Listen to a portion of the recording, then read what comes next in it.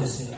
육체 정결함을 위해서 구약시대에 속죄를 위해서는 이 염소의 피도 필요하고 송아지의 피도 필요하고 이런 게 다 필요하죠. 그런 것을 또 재를 만들어서 부정한 데에 뿌려야만이 정결함을, 육체의 정결함을 얻게 되는 거죠.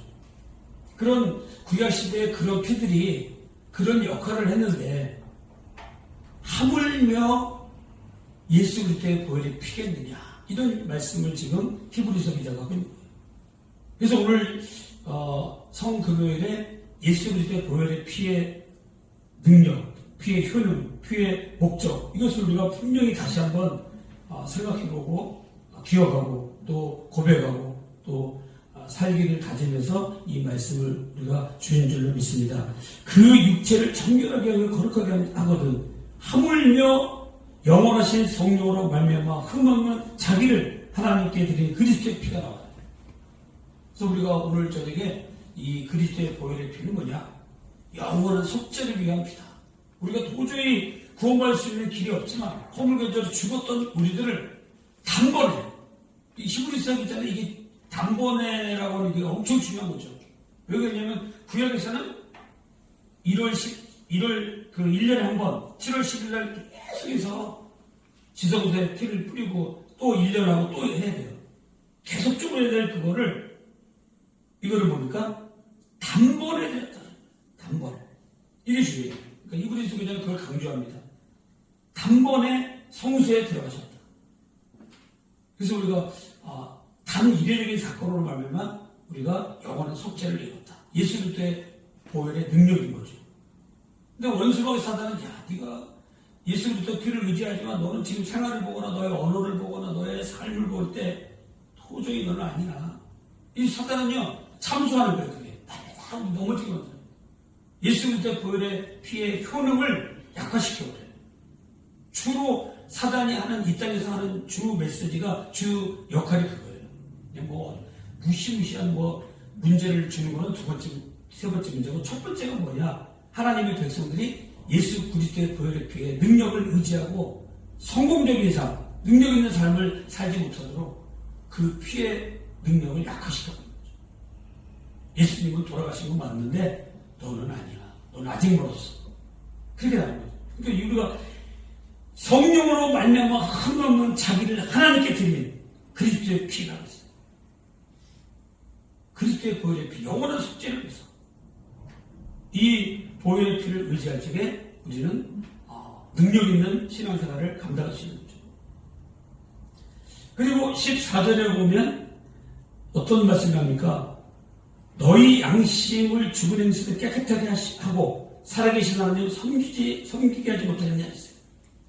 그러니까 이 단번에 죽어주심으로 말미암아 우리로 하여금 죽은 행실에서 깨끗하게 하셨어요. 구약에서 죄를 뿌려가지고 거룩함을, 부정한 자를 거룩한 육체로 정결한 걸 했다면 예수 그리스도의 보혈의 피는 죽은 행실에서 우리를 깨끗하게 하시는, 정결케 하시는 역사가 있는 거죠.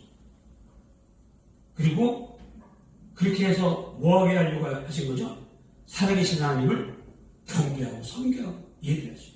여러분, 이 구원이라고 하는 건요, 거기까지 가야 참된 구원이에요. 지난 우리가 수요일날 살펴보았지만, 고침받고 회복되고 구원받고 그걸 끊는 게 아니라, 고침받고 회복되고 구원받은 사람은 반드시 하나님, 예수님을 섬기든가, 하나님께 영광을 돌리든가, 나가서 전하든가, 이렇게 반응이 나타나요. 오늘 여기도 예수 그리스도의 보혈의 피로 말미암아 깨끗하게 된다면, 살아계신 하나님을 섬기는 거죠. 예배라는 얘기죠. 그러니까 구원은 단순한 죄사함으로 끝나는 것이 아니라 예배적 존재가 회복되는 거예요. 그러니까 에덴 동산에서 하나님과 연락하고 살았다는 것은 예배의 관계로 맺어졌다는 거죠. 하나님은 그런 관계로서 에덴 동산을 만들었는데 죄로 에덴 동산을 쫓겨났기 때문에 새 예루살렘, 새 나라, 새 언약의 결과는 뭐예요? 구원받고 있으면 에덴 동산에 가만히 있는 거예요. 구원받고 하나님과 교제하고 살아야 되는 거예요. 그게 예배의 회복인 거죠. 그러니까 예수님께 온전히 구원받고 회복된 사람은 죄 용서함에 대한 감격이 있고요. 그 다음에 예배에 대한 감격이 있어요. 예배. 하나님과 만나고 하나님 음성 듣고 기도하고 찬송하고 그 예배의 회복이 구원의 완성이라는 거죠. 그래서 죽은 행에서 깨끗하게 하고 여기까지만 있다면 9명의 문둥병자가 똑같은 거예요. 행에서도 구원받아 깨끗함을 받았는데 그냥 가버린 거죠, 세상으로. 근데 한 사람만 뭐예요? 돌아와서 하나님을 섬겼더라. 거기까지 가야 진짜 구원인 거죠. 그것 때문에 예수 그리스도의 보혈의 피의 능력은 나타나는 거죠. 그러니까 나의 영원한 속죄, 단번에 죽어주신 그 십자가의 사건은 나를 영원한 속죄 속에 머무르게 하시고, 그리스도의 십자가의 그 보혈의 피는 나로 하여금 구원받게 하고 예배드릴 수 있는 존재로 다시 세워주는 거예요. 에덴 동산의 완전한 회복이죠. 그리고 마지막으로 15절에 보면 이로 말미암아 그는 새 언약의 중보자시니 이는 첫 언약 때 범한 죄에서 속량하시려고 주구사 부르심을 입은 자로 하여금 영원한 기업의 약속을 얻게 하시라 했어요. 그러니까 이제 예배의 회복이 됐다는 건 뭐예요? 그렇게 하나님과 관계를 가지고 사는데 소망이 있는 사람이 된 거죠. 무슨 소망이 있습니까? 영원한 기업의 약속을 얻는 거죠. 상속자라는 거죠.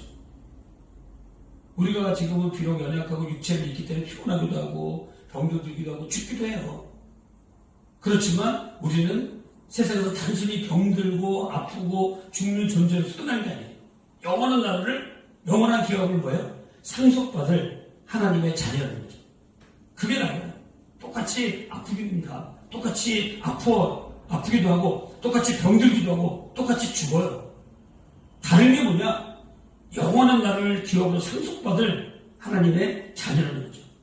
그래서 예수 그리스도의 보혈의 피가 이렇게 능력이 있는 거죠. 오늘 밤에 우리가 이런 그리스도의 보혈의 피를 의지하고 기도하고 나가는 자리를 하나님의 기도에 응답해 주시고 우리를 정결케 하시고 육체를 깨끗게 하시고 힘 주시고 능력 주셔서 하나님 앞에 예배드릴 수 있는 건강 주시고 물질 주시고 지혜 주셔서 우리가 영원한 소망으로 기쁨과 즐거움과 감사함으로 소망을 가지고 살아갈 수 있도록 힘을 주시는 게 그 근원이 어디서부터 출발이냐?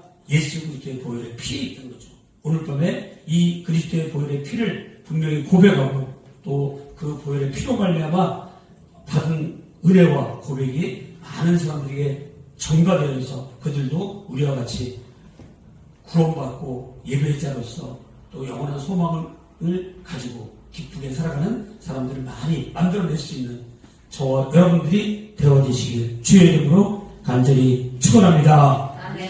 은혜와 진리로 충만하신 아버지 하나님, 이 밤에 그리스도 예수 그리스도의 보혈의 피의 능력에 대해서 살펴봤습니다. 예수 그리스도의 보혈의 피가 단번에 죽어주심으로 말미암아 우리의 영원한 속죄적인 사건인 것을 분명히 믿고 사단의 어떤 참소와 거짓 증거가 있다 할지라도 흔들리지 아니하고 이 믿음 변치 않게 하여 주시옵소서. 예수 그리스도의 능력으로 말미암아 죽은 행실에서 깨끗하게 되고 정결케 되어 하나님 앞을 섬기는 자로 서 있다는 사실을 깨닫고 늘 예배를 통해서 어떤 상황에 있든지 주님과 기도하면서 주님 앞에 묻고 답하며 주님의 응답을 받으며 한 걸음 한 걸음 나아가는 아름다운 에덴 동산의 회복이 있게 하여 주시옵소서. 아버지 하나님께서 주시는 놀라운 은혜 속에서 한 걸음 한 걸음 나아갈 때 소망 있는 자, 영원한 기업을 받을 하나님의 자녀인 것을 깨닫고 지금은 아버지 하나님 이렇게 연약하고 지기도 하고 병들기도 하고 죽기도 하지만 그런데 흔들리지 않고 영원한